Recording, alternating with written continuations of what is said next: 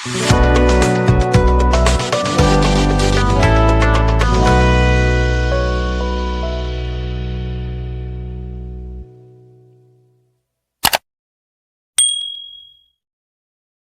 And welcome दोस्तों, बहुत बहुत स्वागत आप सभी का मेरे यूट्यूब चैनल क्रिक शुभेंदु में। तो सैटरडे का दिन है, सुपर सैटरडे होने वाला था, लेकिन यहाँ पे देखो बीसीसीआई ने काफ़ी एक तरह से बम फोड़ दिया है।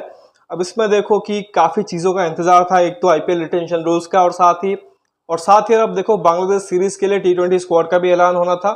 और साथ ही अब देखो आज एक तरीके से सेकेंड डे भी था, एक तरीके से जो इंडिया और बांग्लादेश के बीच जो टेस्ट मैच चल रहा था। तो ऐसे में देखो काफ़ी कुछ चीज़ें घटी हैं। सबसे पहले तो बहुत ही फ्रस्ट्रेटिंग डे था, क्योंकि एक भी बॉल वहाँ पे नहीं गिरा, डिस्पाइट की बहुत ज़्यादा बारिश नहीं हुई है। बट कानपुर के स्टेडियम में अब देखो वो फैसिलिटी नहीं थी, वो ड्रेनेज सिस्टम उतना अच्छा नहीं है, जिसके चलते अब देखो टाइम पे पिच जो कि वो सूख नहीं पाई, जिसके चलते मैच पॉसिबल नहीं हो सका। और जैसा कि एक तरह से डर था कि और अगर एक तरीके से टाइम जो कि वेस्ट होता है तो फिर ये मैच जो कि वो ड्रॉ की तरफ भी मुड़ सकता है। और अभी तो वही एक तरह से आसार लग रहे हैं, क्योंकि 2 दिन में सिर्फ 35 ओवर का गेम हुआ है, जिसमें अब देखो बांग्लादेश 107 पर 3 है। तो अभी 3 दिन बचे हुए हैं, उसमें मेरा अब देखो बरसात का और चांसेस है। और अगर वंस अगेन बरसात होती है तो फिर अगेन पिच को सुखाना, पिच को रेडी करना अगेन डिफिकल्ट होगा उनके जो एक तरीके से ग्राउंड स्टाफ है उनके लिए। तो दिन तो एक तरह से फ्रस्ट्रेटिंग रहा, मैच देख नहीं पाए। हालांकि श्रीलंका न्यूजीलैंड वाला जो टेस्ट मैच चल रहा है उसमें श्रीलंका ने दबोच लिया है न्यूजीलैंड को, तो बुरी तरीके से वहाँ पे उनको हरा रहे हैं, तो वो एक अच्छा लगा देख के। बट इंडियन टीम के लिए थोड़ा सा फ्रस्ट्रेटिंग ज़रूर रहा। लेकिन रात को अब देखो, अभी रिसेंटली अभी जब मैं वीडियो बना रहा हूँ, अभी थोड़ी देर पहले काफ़ी कुछ एक तरीके से खबर आए हैं। देखो आईपीएल जो रिटेंशन रूल आए हैं वो एक तरीके से ऑफिशियल नहीं आए हैं, बट मीटिंग थी आज एक तरीके से आईपीएल जो गवर्निंग बॉडी है उनकी, तो इसी रूल को लेके। तो ऐसे में देखो जो बड़े बड़े वेबसाइट्स हैं, जो मीडिया चैनल्स हैं, उन्होंने एक तरीके से अपने रिपोर्ट्स में एक तरह से बता दिया है। ऑलमोस्ट सारे के सारे रूल्स उन्होंने बता दिए हैं, बट अभी मैं आपको नहीं बताऊंगा। जो ऑफिशियल हैंडल है बीसीसीआई की और आईपीएल की, वंस उनके थ्रू एक तरीके से कंफर्म होने दो, उसके बाद आपसे डिस्कस करेंगे। काफ़ी एक तरह से कंफ्यूजिंग रूल्स है और काफ़ी सारे उसमें पॉइंट्स हैं जिसको कि एक तरीके से बहुत ही परफेक्टली समझना पड़ेगा first of all, and then ही आपको एक तरह से बता पाऊंगा। होपफुली एक तरह से कल तक ऑफिशियल हो जाएगा और उसके बाद डिस्कस करेंगे एक एक पॉइंट के ऊपर। थोड़ा सा एक तरीके से झटका दिया है बीसीसीआई ने आईपीएल फ्रेंचाइजियों को, थोड़ा सा उनके लिए मदद भी किया है और साथ ही थोड़ा सा उनके लिए दिक्कत भी एक तरह से डाल दी है। लेकिन उसके थोड़ी देर बाद ही अब देखो बीसीसीआई के ट्विटर हैंडल से पोस्ट आता है कि जो T20 सीरीज है बांग्लादेश के लिए, उसके लिए स्क्वाड आ चुका है।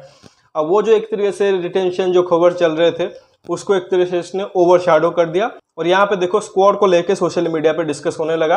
अगेन देखो बीसीसीआई को हमेशा एक तरह से गाली पड़ती है कुछ भी करे, क्योंकि उनका एक तरह से कोई बहुत अच्छा प्रोसीजर नहीं रहता है। ऐसे ही स्क्वाड अनाउंस कर देते हैं अचानक से। आप देखो एक ही टाइम पे वहाँ पे आईपीएल रिटेंशन रूल चल रहा है और यहाँ पे स्क्वाड आ गया है। ऊपर से देखो आज का दिन भी एक तरह से देखो बहुत खराब रहा था, क्योंकि वॉशआउट से एक तरह से स्टार्ट हुआ था। तो खैर इस वीडियो में हम स्क्वाड के बारे में बात करेंगे, जो 15 मेंबर की स्क्वाड अनाउंस हुई है और उसमें कौन से प्लेयर जो कि थोड़े से मिस आउट कर गए हैं। तो सबसे पहले आपको स्क्वाड बता देता हूँ। तो इसमें देखो जो टेस्ट रेगुलर्स हैं उनको एक तरह से शामिल नहीं किया गया है, और साथ ही जो ईरानी कप होने वाला है जिसके लिए फिर अब देखो रेस्ट ऑफ इंडिया का स्क्वाड और फिर जो रणजी चैंपियन थे मुंबई, उनका भी स्क्वाड आ चुका है। तो उनमें से किसी खिलाड़ी को एक तरह से रखा नहीं गया है। टोटल अगर आप देखो यंग स्क्वाड है और अलग स्क्वाड है। सूर्य कुमार यादव कप्तान है, इसके अलावा हार्दिक पांड्या है। इसके बाद देखो कि अभिषेक शर्मा की रिटर्न हुई है, वो श्रीलंका वाले सीरीज में नहीं थे, यहाँ पे आ चुके हैं। संजू सैमसन और जितेश शर्मा दोनों हैं। अब संजू सैमसन तो थे बतौर विकेट कीपर, बट वो सेकंड चॉइस थे, फर्स्ट चॉइस ऋषभ थे। बट क्योंकि अब ऋषभ नहीं है तो अब संजू फर्स्ट चॉइस हो जाएंगे, और हो सकता है वो ओपन करें। इन्होंने ओपनर पिक नहीं किया है, आगे उस पर बात करेंगे। इसके अलावा देखो जितेश की भी कमबैक हुई है, क्योंकि ऋषभ नहीं है यहाँ पे। ध्रुव जुरेल भी एक तीसरे टेस्ट स्क्वाड का हिस्सा होंगे, तो उनको भी रेस्ट कराया गया है। ईशान किशन के तरफ अभी टीम इंडिया देख नहीं रही है, तो उस वजह से आप देखोगे तो जितेश की कमबैक हुई है। बाकी अगर आप देखोगे तो रिंकू सिंह है, रियान पराग भी है, और 2 ऑलराउंडर्स है। शिवम दुबे ऑलरेडी थे, एक बार फिर से नीतीश रेड्डी को एक तरीके से याद किया गया है। जिम्बाब्वे टूर पे वो सिलेक्ट हुए थे, बट वो इंजर्ड हो गए थे, लेकिन इस बार अगर आप देखो उनको एक तरह से स्क्वाड में रखा गया है। रवि बिश्नोई और वाशिंगटन सुंदर कंटिन्यू कर रहे हैं। अक्षर पटेल को भी शायद रेस्ट दिया गया है, लेकिन वरुण चक्रवर्ती की हुई है कमबैक। 2021 T20 वर्ल्ड कप में उनको सिलेक्ट किया गया था, बट लेकिन कुछ मैच के बाद उस वर्ल्ड कप में उनको ड्रॉप कर दिया गया था, क्योंकि उस हिसाब से इफेक्टिव नहीं रहे थे। लेकिन उसमें मुझे लगता है कि वो स्केपगोट हो गए थे, देखो कंडीशन वहाँ पे यूए में थी, बहुत ज़्यादा ड्यू था, उनके लिए इजी नहीं था ग्रिप कर पाना बॉल, और स्पेशली जब फर्स्ट टाइम एक तरह से वर्ल्ड कप में खेल रहे थे। ये तो कोई मूवी नहीं है कि आप कोई ट्रम्प कार्ड लेके जाओगे मिस्टर स्पिनर और वो विकेट एक तरह से निकाल देंगे। तो उनको एक तरह से अननेसेसरीली वहाँ पे एक तरह से ड्रॉप किया गया था टीम इंडिया से, और उसके बाद उनको मौका भी नहीं मिला था। हालांकि वो केकेआर के लिए लगातार आईपीएल में अच्छा कर रहे थे, बट फाइनली अगर आप देखो इस साल जो परफॉर्मेंस रही केकेआर में उनके लिए बहुत ही गजब की रही। और क्योंकि वहाँ पे गौतम गंभीर बतौर मेंटोर थे, तो उन्होंने कहीं ना कहीं एक तरह से उनको देखा होगा, रियलाइज़ किया होगा कि इनकी ज़रूरत पड़ेगी हमें। अब क्योंकि वो अब कोचिंग रूल में आ गए हैं, तो उनके पास वो एक तरीके से था चॉइस कि वो वरुण चक्रवर्ती को टीम इंडिया में लाए, उनकी कमबैक कराए। तो बहुत अच्छा लग रहा है मिस्टर आर्किटेक्ट वरुण चक्रवर्ती के लिए कि कमबैक कर रहे हैं। होपफुली उनको मैचेस खेलने को मिलेंगे और अच्छा करेंगे। इसके अलावा देखोगे तो 3 पेसर है, अगेन अर्शदीप सिंह कंटिन्यू कर रहे हैं। बुमराह सिराज यहाँ पे नहीं होंगे क्योंकि उनको रेस्ट मिला है। हर्षित राणा को कंटिन्यू रखा गया है, जिम्बाब्वे में आई थिंक पिक हुए थे बट खेले नहीं थे, यहाँ पे शायद उनको अपॉर्चुनिटी मिल जाए। और साथ ही अब देखो young pace sensation Mayank Yadav, जिन्होंने एलएसजी के लिए कमाल किया था। अगर आप देखो आईपीएल में उन्होंने बैट्समैन को काफ़ी तंग किया था अपने रॉ पेस के साथ, 150 पे ऑपरेट कर रहे थे, और काफ़ी फैंस एक तरह से डिमांड कर रहे थे कि इनको सीधा T20 वर्ल्ड कप में लेके चले जाओ, इनको बॉर्डर गावस्कर ट्रॉफी के लिए तैयार कर दो। बट इंजरी के चलते अगर आप देखो वो ज़्यादा खेल नहीं पाए। अभी रिसेंट में भी आप देखो काफ़ी क्रिकेट उन्होंने मिस की है, बट यहाँ पे देखो उनको स्क्वाड में लाया गया है, काफ़ी रॉ है। बट टीम इंडिया उनको एक तरह से शॉर्टेस्ट फॉर्मेट से एक तरीके से स्टार्ट कर रही है, जो कि बहुत अच्छा है। एंड होप यही करेंगे कि उनको लगातार मैचेस खेलने को मिले और T20 फॉर्मेट से वो अच्छा करें, और बाकी अभी लॉन्गर फॉर्मेट के लिए तो अभी टाइम है। तो ये एक तरह से स्क्वाड है, बहुत कुछ चीज़ें मैंने आपको बता दी है, लेकिन इसमें सबसे ज़्यादा चर्चा हो रहा है ऋतुराज गायकवाड़ को लेके। आई थिंक ईशान के बारे में मैंने आपको बताया, बट ईशान शायद अभी बीसीसीआई के सोच में नहीं है।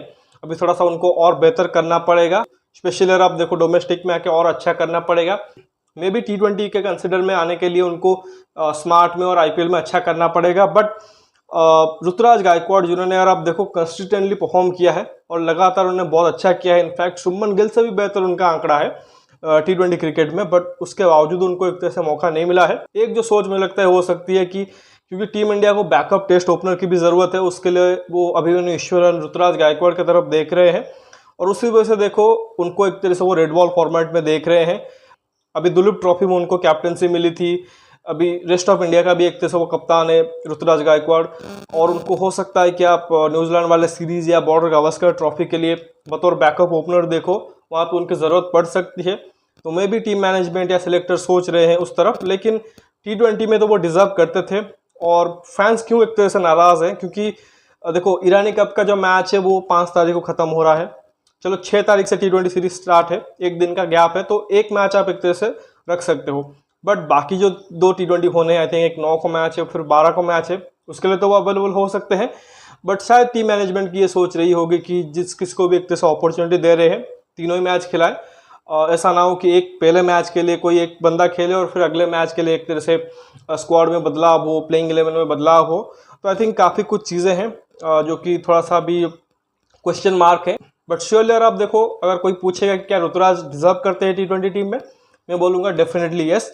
शायद आप ईशान किशन के लिए भी बोल सकते हो, बट ईशान किशन जो कि वो अलग वजह के चलते एक तरह से बाहर हुए थे, वो फॉर्म के वजह से बाहर नहीं हुए थे, उनको एक तरीके से सेंट्रल कॉन्ट्रैक्ट से ही बाहर किया गया था, और जो भी एक तरीके से हुई थी उनकी और बीसीसीआई के बीच, उसके चलते वो बाहर हुए थे। तो अभी उनको थोड़ा सा और इंतजार करना पड़ेगा। इवन लोग तो श्रेयस का नाम ले रहे हैं, क्योंकि श्रेयस ने केकेआर के लिए बहुत अच्छा किया था, चैंपियन बना दिया था केकेआर को आईपीएल में। बट श्रेयस को भी एक तरह से टीम इंडिया काफ़ी टाइम पहले से यार आप देखो T20 में कंसिडर नहीं कर रहे हैं। जब से सूर्य कुमार यादव की एंट्री हुई है, तो श्रेयस के लिए भी जगह वहाँ पे नहीं बन रही है। तो देखो काफ़ी खिलाड़ियों के बारे में चर्चा की जा सकती है जो कि सिलेक्ट नहीं हुए हैं, बट हमें ये देखना पड़ेगा कि जो खिलाड़ी एक तरह से पिक हुए हैं वो किस तरह से बेहतर करे और टीम इंडिया को जीत दिलाने में वो एक तरह से कारगर सिद्ध हो, और जो आगे की एक तरह से तैयारी होगी T20 वर्ल्ड कप 2026 के लिए, उसमें वो किस रोल में खेल सकते हैं, तो उसका एक तरीके से हमें ज़्यादा एक तरह से फिक्र होना चाहिए। बाकी खिलाड़ियों का एक तरीके से मिस होना, ड्रॉप होना, ये तो चलता ही रहेगा। तो लेट्स सी कि ये जो खिलाड़ी पिक हुए हैं वो किस तरह से परफॉर्म करते हैं, और बाकी भी जो खिलाड़ी एक तरह से रेस्टेड हैं या एक तरह से रेड बॉल फॉर्मेट में पिक हुए हैं, उनके ऊपर भी नज़र रहेगी। तो देखते हैं क्या होता है, और बाकी इंतज़ार रहेगा एक तरह से ऑफिशियल होने का आईपीएल रिटेंशन रूल का।